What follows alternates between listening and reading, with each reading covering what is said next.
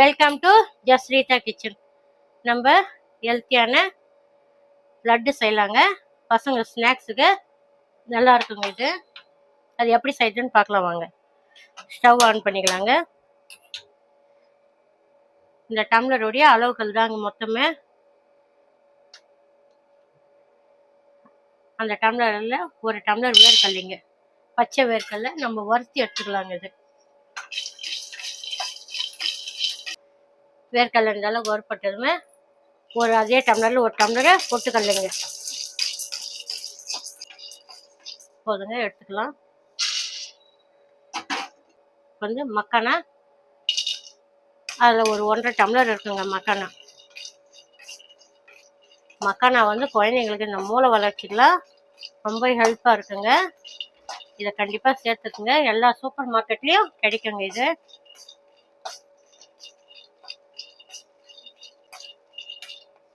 போதுங்க, வறுப்பட்டுச்சு. இதையும் தட்டில் மாற்றிக்கலாம். வெள்ளரி விதைங்க, இது வெள்ளரி விதை, தர்பூசணி விதைங்க. இந்த டம்ளரில் அரை டம்ளர் எடுத்துன்னுக்குறேங்க. ரெண்டும் சேர்ந்து ஒரு டம்ளருங்க. இதோட வால்நட்டு ஒரு 4 போட்டு வறுத்துக்கலாம். வால்நட் அதிகமாக வறுப்படக்கூடாதுங்க, எண்ணெய் வாசனை வந்துடும். அதனால் லைட்டாக சூடு இருந்தால் எடுத்துடலாம். போதுங்க, எடுத்துடலாம்.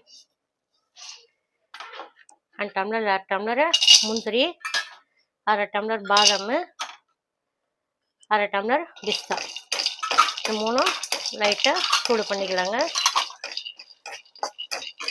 குழந்தைங்களுக்கு ஸ்நாக்ஸ் தர்றதே பெரிய விஷயங்க. அதுவே நமக்கு பெரிய வேலையாக இருக்கும். இந்த மாதிரி நம்ம செஞ்சு வச்சுக்கணும்னா ஒரு வாரம் வரையும் கெட்டு போகாமல் இருக்குங்க. பாட்டிலில் போட்டு எடுத்து வச்சுக்கணும்னா பசங்களுக்கு டெய்லியும் ஒன்று கொடுத்தா அந்த சத்து மொத்தம் உங்களுக்கு வருங்க. இந்த அளவுக்கு போதுங்க, எடுத்துடலாம். அதையும் தட்டில் மாற்றிக்கலாம். இப்போ அதே கடாயில் பேரிச்சி பழங்க, ஒரு 100 கிராம் பேரிச்சி பழம் போட்டு நெய் ஊற்றி வறுத்துக்கலாங்க. ஒரு அரை ஸ்பூன் நெய் ஊற்றி வறுத்து எடுத்துக்கலாங்க. இதை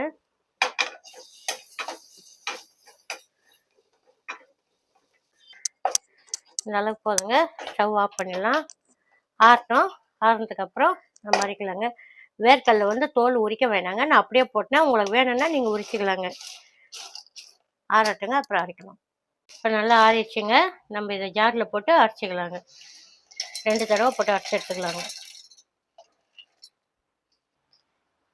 இந்த அளவுக்கு அரைச்சிக்கலாங்க. இப்போ இதோட 2வது தடவை போடுறப்ப இந்த பேரிச்சி பழம் இதோட போட்டுக்கலாங்க. பேரிச்சி பழம், கொஞ்சம் நாட்டு சக்கரை, கொஞ்சம் ஸ்வீட் இருந்தால் தான் பசங்க சாப்பிடுவாங்க, அதனால கொஞ்சம் நாட்டு சக்கரைங்க. உங்களுக்கு தேவைப்பட்டால் போட்டுங்க, இல்லாட்டி பேரிச்சி பழம் எதுவும் வேணும்னா அப்படியே விட்டுடுங்க. இந்த ஸ்வீட் மட்டும் போதும்னா. இந்த அளவுக்கு அரைச்சிட்டு வந்துட்டேங்க. இதை இதோட கலந்துக்கலாம்.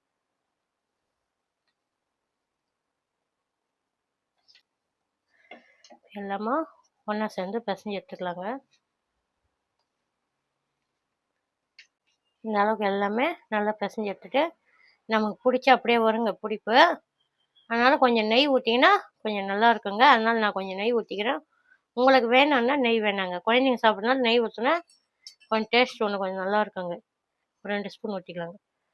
போதும். இதுவரை நல்லா பிசைஞ்சு நம்ம உருண்டை பிடிச்சி எடுத்து வச்சிடலாங்க. ஒரு வாரம் வரையும் நம்ம அப்படியே வச்சு குழந்தைங்களுக்கு டெய்லி ஒன்று கொடுக்கலாங்க. ஸ்கூல் ஓப்பன் ஆகிடுச்சுங்க. இந்த மாதிரி ஏதாவது நம்ம செஞ்சு வச்சிங்கன்னா தான் கமான்னு குழந்தைங்க ஸ்நாக்ஸ் கொடுத்து அனுப்ப முடியும். காலையில் ஏந்துங்க டிஃபனு சாப்பாடு எல்லாம் கட்டி கொடுக்குறது டைம் ஆகுங்க. அதுக்கு இந்த மாதிரி செஞ்சு வச்சிங்கன்னா கொஞ்சம் நல்லா இருக்குங்க.